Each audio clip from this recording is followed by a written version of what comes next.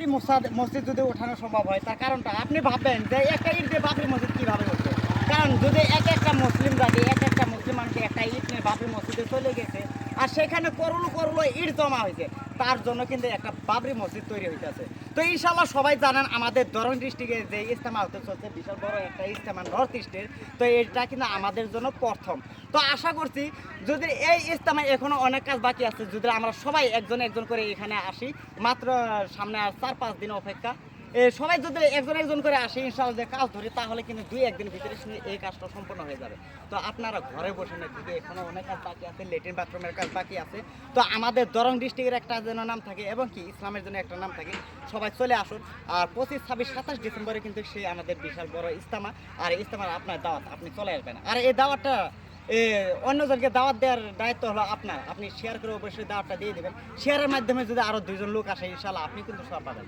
Share করতে ভুলবেন না। ভিডিওটা আবার বানাবো।